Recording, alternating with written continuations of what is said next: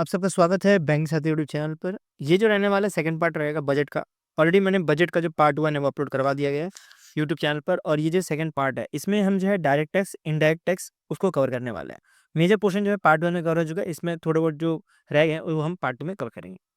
तो पार्ट 1 की बात करें तो डायरेक्ट टैक्स, जिसमें डायरेक्टली जो है टैक्स लिए जाते हैं, और इसमें इनकम टैक्स जो है ये सब भी इसमें इंक्लूड रहता है।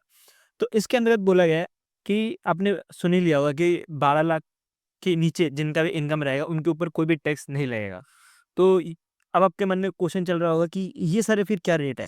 0 to 4 lakh rupees nil tax बताया जा रहा है, 4 to 8 लाख रुपीज़ जो है 5% का टैक्स बताया जा रहा है, उसके बाद 8 to 12 लाख रुपीज़ जो है 10% का टैक्स बताया जा रहा है। तो ये कौन सा टैक्स है? तो ये जो टैक्स एप्लीकेबल रहेंगे जिनके भी जो भी पैसे है वो 12 लाख से ज़्यादा हो। तो इसका स्टोरी समझते तो आपको अच्छे समझ आएगा। 2 पर्सन लेते हैं, एक लेते हैं सोनू और एक लेते हैं मोनू, ठीक है? सोनू, मोनू 2% लेते हैं। अब मान लीजिए सोनू का जो भी पैसे हैं वो हैं 11 लाख रुपए पर एनम जो है पैसे कमाता है, और जो मोनू है वो मान लेते हैं 15 लाख रुपए करके वो पैसे कमाता है, ठीक है? पर एनम हर साल जो है 15 लाख रुपए करके पैसे कमाता है। तो जो मोनू है इसके ऊपर कोई भी चार्जेस नहीं लगेंगे क्योंकि ये 11 लाख कमा रहा है। इवन अगर ये 12 लाख कमा रहा होता तब भी इसके ऊपर कोई भी टैक्स नहीं लगते। लेकिन अगर मान लीजिए 12 लाख 1 रुपए भी कमा रहा होता तो उसके ऊपर जो है टैक्स लगता है, ठीक है? तो 12 लाख अगर 1 रुपए भी कमा रहा होता तो उसके ऊपर टैक्स लगते हैं, ठीक है? ये सबको ध्यान देनी है। इसमें टैक्स रिवर्ट एक स्टैंडर्ड डिडक्शन भी दिया जाता है बाय द इनकम टैक्स, उसको हम कवर नहीं कर रहे हैं। अब ऐसे ही मान लो कि वो डिडक्शन नहीं दिया जा रहा और 12 लाख जो है 1 रुपए भी लग गए तो उसके ऊपर जो है टैक्स लगेगा। अब 15 लाख के ऊपर कैसे टैक्स लगता है उसको समझते हैं। अब ऐसा नहीं है, जैसे आप देख सकते हो 12 से 16 लाख के बीच में जो है 15% का जो है टैक्स लग रहा है। तो इसका मतलब ये नहीं कि 15% का जो है सीधे-सीधे डायरेक्टली जो है टैक्स लग जाएगा इस पर्सन के ऊपर, ठीक है? जो भी ये मोनू है इसके ऊपर, ऐसा नहीं होता। पहले क्या होगा कि 15 लाख को डिवाइड किया जाएगा। 15 लाख में जो 0 to 4 लाख है उसमें जो है नील टैक्स लगेगा, उसके ऊपर कोई भी टैक्स नहीं लगेगा।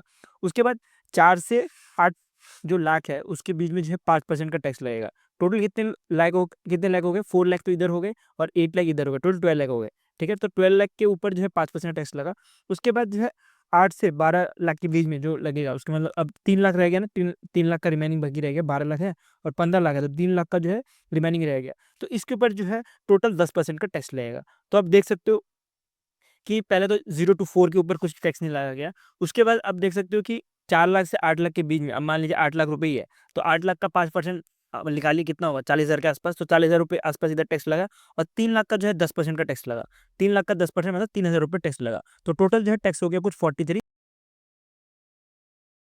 नॉर्मल लैंग्वेज में बता रहा हूँ तो कॉम्प्लिकेट होता है टैक्स, लेकिन ऐसे नॉर्मल लैंग्वेज में समझोगे तो आपको समझ आ गया होगा कि जो 12 से 8 से जो 12 लाख है उसमें जो मोनू का जो सैलरी बन रहा है वो 3%, 3 लाख, तो उसके हिसाब से जो है उसके ऊपर जो चार्जेस लेंगे वो 10% के लगेंगे, और जो 8 लाख है उसके ऊपर जो है 5% के जो है टैक्सेस लगेंगे, और 4 लाख के ऊपर कोई भी टैक्सेस नहीं लगेगा मोनू की सैलरी के ऊपर। और जो सोनू है इसका तो ऑलरेडी 12 लाख से कम सैलरी होने की वजह से इसके ऊपर कुछ भी टैक्सेस नहीं लगेंगे। वैसे ही और टैक्सेस देखिए तो 16 से 20 लाख के ऊपर जो है 20% का टैक्स लगता है।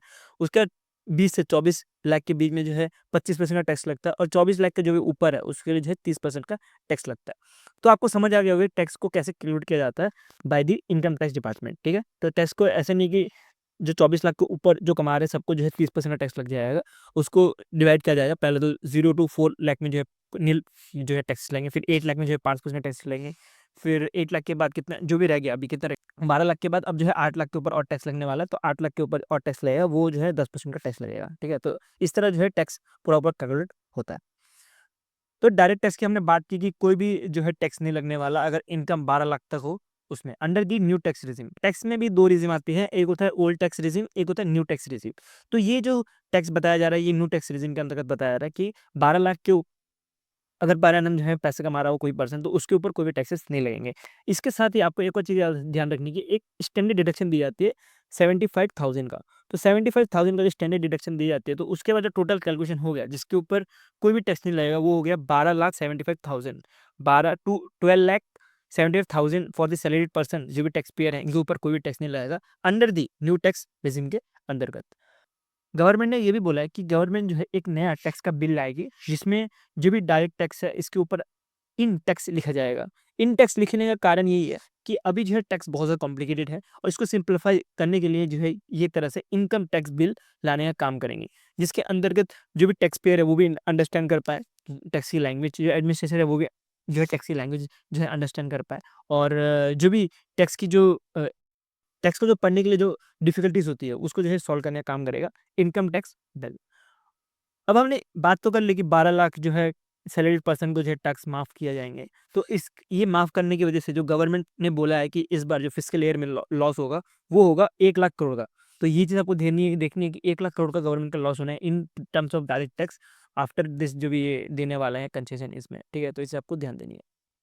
अब तो हमने बात कर ली डायरेक्ट टैक्स की, अब हम कुछ और डायरेक्ट टैक्स कवर करते हैं, जो कि कुछ चेंजेस किए गए हैं। जैसे कि टीडीएस और टीसीएस चेंज किया गया है, 2 चीज़ों का। एक तो टीडीएस चेंज किया है, जो सीनियर सिटीज़न होते हैं, वो जो इंटरेस्ट कमाते हैं, ठीक है? जो भी इंटरेस्ट कमाते हैं, उनके ऊपर जो टैक्स लगता था पहले 15 50,000 के ऊपर अगर रहता था तो टैक्स लगता था। अब इसको लिमिट बढ़ा के 1 लाख रुपए कर दिया गया है। अब 1 लाख रुपए के ऊपर अगर कोई भी सीनियर सिटीज़न है, उनका अगर फिक्स्ड डिपॉज़िट हो या कोई म्यूचुअल फंड हो, उनमें अगर टैक्स डिडक्ट हो रहा होगा, टीडीएस जो कटता है वो 1 लाख के ऊपर जो है कटेगा अब, ठीक है? पहले जो है 50,000 की लिमिट थी। नेक्स्ट जो है बोला गया है कि जो टीडीएस ऑन रेंट था, उसका भी लिमिट बढ़ाया गया है। पहले टीडीएस ऑन रेंट जो है पहले था 2.4 लाख और अब इसको बढ़ा के 6 लाख कर दिया गया है, ठीक है? ये भी पॉइंट बहुत इंपॉर्टेंट है, इसके ऊपर आपको ध्यान देनी है। नेक्स्ट चलते हैं, नेक्स्ट बोला गया है कि extension of time limit to file updated return. पहले क्या था कि अपडेटेड रिटर्न फाइल करने के लिए जो टाइम था वो 2 साल का था, अब इसको बढ़ा के 4 साल कर दिया गया है। 2 साल में भी आपको पेनल्टी लगती है 5,000 रुपए की, किसी में 10,000 रुपए की, लेकिन इतना ध्यान नहीं देना, आपको इतना रखना है कि पहले 2 साल की लगती थी, अब जो है टोटल 4 साल के बाद भी जो है रिटर्न फाइल कर सकते हो, उसके ऊपर भी जो है पेनल्टी लगेगी, लेकिन 4 साल तक जो है रिटर्न फाइल कर सकते हो, ऐसा कुछ कहना है फाइनेंस मिनिस्टर का। नेक्स्ट चलते हैं, नेक्स्ट आ रहा है रिड्यूसिंग कंप्लायंस बर्डन। बर्डन कम करने के लिए जो भी स्मॉल ट्रस्टी या तो एनजीओ रहता है, उनको जो है कंप्लायंस, जो भी गवर्नमेंट के कंप्लायंस है उसको फॉलो करना पड़ता है। तो वो फॉलो करने की वजह से जो भी उनका पीरियड ऑफ रजिस्ट्रेशन था वो पहले 5 ईयर था, अब उसको बढ़ा के जो है 10 ईयर कर दिया गया है, ठीक है? पहले 5 ईयर था, अब उसको बढ़ा के 10 ईयर कर दिया गया है। इसके साथ ही बोला गया है कि जो भी टैक्स पेयर है, इनको अलाउड रहेगा कि वो जो भी सेल्फ ऑक्यूपाइड प्रॉपर्टीज़ है, वो उसको क्लेम कर सकते हैं, ठीक है? उसके ऊपर भी जो है टैक्स डिडक्शन ले सकते हैं विदाउट एनी कंडीशन। ये चीज़ आपको ध्यान देनी है। पहले इसका प्रीवियसली 1 था, अब इसको बढ़ा के 2 सेल्फ ओन प्रॉपर्टी के ऊपर भी जो है टैक्स क्लेम कर सकते हैं टैक्स पेयर, ऐसा कुछ कहना है गवर्नमेंट का। नेक्स्ट एक पॉइंट आपको ध्यान देना है, इधर नोट लिखा हुआ है कि जो threshold for the tax act source on remittance under the RBI का जो लिबरलाइज रेमिटेंस स्कीम है, उसके अंतर्गत जो भी पर्सन जो फॉरेन में रह रहे हैं वो इंडिया में जो पैसे भेज सकते हैं, वो पहले 7 लाख का था, अब उसको बढ़ा के जो है 10 लाख का कर दिया गया है, ठीक है? ये चीज़ ध्यान देनी है, पहले जो है 7 लाख का था और अब जो है 10 लाख का कर दिया गया है। अब हमने बात तो कर ली डायरेक्ट टैक्स की, अब हम बात करते हैं इनडायरेक्ट टैक्स में क्या क्या मेजर चेंजेस किए गए हैं। पहले तो removal of 7 traffic rates, 7 traffic rates का जो है रिमूव किया गया है, जो भी टैक्स होता है इसको। इसके साथ ही जो है apply not more than 1 cess, एक से ज़्यादा सेस लगाने के लिए मना किया गया है बाय द गवर्नमेंट, और बोला गया है कि जो इक्विपमेंट है उसके ऊपर जो है जो effective duty incident on most item में लगाने के लिए बोला गया, और लोअर सेस रखना है बहुत सारे आइटम्स में। इतना आपको ध्यान नहीं देना कि कौन कौन से आइटम्स में, आपको इधर इतना पता होना चाहिए कि सेस भी जो है वो कम किया गया है, और 7 ट्रैफिक रेट ऐसे हैं जिसको रिमूवल किया गया है, ठीक है? तो इसे आपको ध्यान देनी है। इससे नेक्स्ट स्लाइड इससे ज़्यादा इंपॉर्टेंट है, अगर आप बस एक बार गो थ्रू कर लो। इसमें बोला गया कि कुछ मेडिकल में भी कुछ कंसेशन दिया गया है, जैसे कि 36 लाइफ सेविंग ड्रग्स और मेडिसिन जो है इसमें एक्सक्लूड किया गया है। उसके साथ 6 मेडिसिन को जो है उसमें 8% का ड्यूटी जो है पैसा लगने वाला ड्यूटी लिस्ट के हिसाब से रखा गया है। और अगर बात करें ये सब जो है माफ़ देने की वजह से जो गवर्नमेंट को लॉस होगा कुछ 2600 करोड़ रुपए का, ठीक है? इनकम टैक्स में जो है गवर्नमेंट को लॉस होने वाला है, ऐसा कुछ कहना है गवर्नमेंट का इन दिस फाइनेंशियल ईयर। अब कुछ इंपॉर्टेंट टर्म जो कि एग्जाम के इंपॉर्टेंट ज़्यादा नहीं है, लेकिन आपको पता होना चाहिए, बिकॉज अब जब भी कभी न्यूज़पेपर पढ़ते हो या जब भी कभी बजट पढ़ोगे तो आपको ये टर्म्स पता होने चाहिए, तभी आप जो है ये समझ पाओगे। और टैक्स में डायरेक्ट और एग्जाम में आपको डायरेक्टली यहाँ से तो क्वेश्चन नहीं पूछा जाएगा। पहला जो है वो है रेवेन्यू रिसिप्ट। अब रेवेन्यू रिसिप्ट क्या होता है कि जो भी government income receive by the government that does not create liability, ऐसा इनकम जो कि गवर्नमेंट रिसीव कर रहा है जिसमें क्रिएट नहीं कर रहा लायबिलिटी और रिड्यूस रिस्क, तो वो सारे के सारे आते हैं रेवेन्यू रिसिप्ट में। इसमें इंक्लूड होते हैं जैसे कि टैक्स रेवेन्यू, जैसे कि जीएसटी हो गया, इनकम टैक्स हो गया, ये सब, और उसके साथ नॉन टैक्स रेवेन्यू जैसे कि इंटरेस्ट हो गया या डिविडेंड हो गया, ये सब भी इसमें इंक्लूड रहते हैं। नेक्स्ट जो है वो है कैपिटल रिसिप्ट। कैपिटल रिसिप्ट का मतलब होता है fund receive by the government that create liability. जब लायबिलिटी क्रिएट किया जाता है तो उसको बुलाता है कैपिटल रिसिप्ट, और इसके अंतर्गत इसका एग्जांपल ले सकते हो, जैसे गवर्नमेंट ने कैसे लोन ले लिया या मार्केट बोरोइंग कर लिया, एसेट जो है सेल कर ली, तो वो सब आता है कैपिटल रिसिप्ट के अंतर्गत। नेक्स्ट जो है वो है रेवेन्यू एक्सपेंडिचर। तो इसका मतलब क्या हुआ कि जो भी एक्सपेंडिचर जो government day to day functioning करने के लिए खर्चा करता है, तो उसी को बोला जाता है। तो इसमें इंक्लूड है, जैसे कि गवर्नमेंट जो है सैलरी देता है एम्प्लॉयज़ को, वो इंक्लूड है। उसके बाद सब्सिडी दी जाती है, जो भी स्कीम्स रहती है वो इंक्लूड है। उसके साथ जो इंटरेस्ट पेमेंट करनी पड़ती है, अगर कभी कहीं से लोन लिया हो, ये लोन दिया हो, तो वो सब आता है रेवेन्यू एक्सपेंडिचर के अंतर्गत। नेक्स्ट जो है वो है फिस्कल डेफिसिट। तो फिस्कल डेफिसिट का सीधा मतलब ये है कि डिफरेंस बिटवीन द टोटल जो गवर्नमेंट एक्सपेंडिचर है और गवर्नमेंट जितना खर्च कर रहा है, जितना कमा रहा है, उसके बीच में जो डिफरेंस बनता है, उसको जो है फिस्कल डेफिसिट बोला जाता है। और फिस्कल डेफिसिट ऑलरेडी मैं पार्ट 1 में बताया था कि 4.4% ऑफ द जीडीपी है, जो कि बहुत ज़्यादा इंपॉर्टेंट है एग्जाम पॉइंट ऑफ व्यू से, यहाँ सीधा क्वेश्चन पूछ सकता है। तो इसमें से क्या पता लगता है, ये इंडिकेट करता है कि कितनी जो है गवर्नमेंट की बोरोइंग रिक्वायरमेंट है। फिस्कल डेफिसिट जो है कितनी गवर्नमेंट की रिक्वायरमेंट है, इसको निर्धारित करने का काम करता है। नेक्स्ट जो है वो है रेवेन्यू डेफिसिट। रेवेन्यू डेफिसिट एक तरह का शॉर्टफॉल है बिटवीन द रेवेन्यू रिसिप्ट और रेवेन्यू एक्सपेंडिचर। जो आपने देखा रेवेन्यू रिसिप्ट और रेवेन्यू एक्सपेंडिचर, ये दो टर्म्स, ये दोनों के बीच में जो डिफरेंस है उसी को जो है रेवेन्यू डेफिसिट बोला जाता है। और फिस्कल डेफिसिट जैसे मैंने बताया कि जो गवर्नमेंट का एक्सपेंडिचर है, जो गवर्नमेंट का एक्सपेंडिचर है और जो टोटल रिसिप्ट है, उसके बीच में जो डिफरेंस रहता है, उसको जो है फिस्कल डेफिसिट बोला जाता है।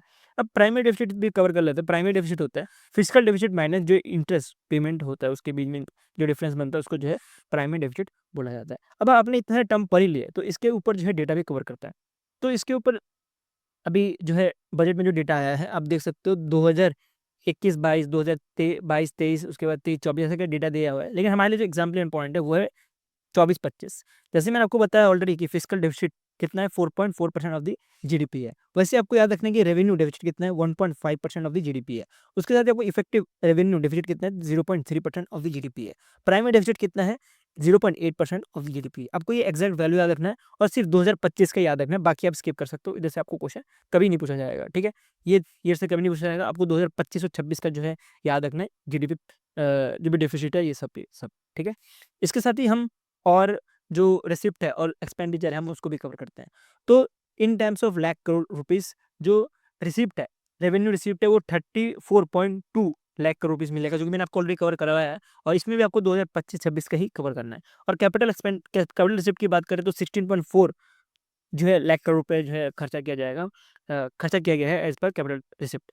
और उसके बाद बात करें तो इफेक्टिव कैपिटल एक्सपेंडिचर वो 15.5 लाख करोड़ होने वाला है। और रिसिप्ट रेवेन्यू एक्सपेंडिचर की बात करें तो 39.4 लाख करोड़ रुपीस होने वाला है। ये आपको डेटा एग्जैक्ट याद रखना है और ये जो है डेटा 2025-26 का रहने वाला है। तो ये हो गया हमारा second part of union budget 2025-26। और मैं हुक करता जो मैंने आपको समझाया, आपको समझ आया। और ये इसकी जो है पीडीएफ हमारे जो पेड ग्रुप है वहाँ पे अवेलेबल है। और अगर आपको पार्ट 1 का पीडीएफ चाहिए तो आप इस वाले टेलीग्राम ग्रुप में जाके डाउनलोड कर सकते हो, ठीक है। तो वीडियो अच्छा लगा तो लाइक कर देना और ऐसी कंटेंट देखते रहने के लिए सब्सक्राइब चैनल। अभी के लिए इतना रहता है। Thank you for watching this video.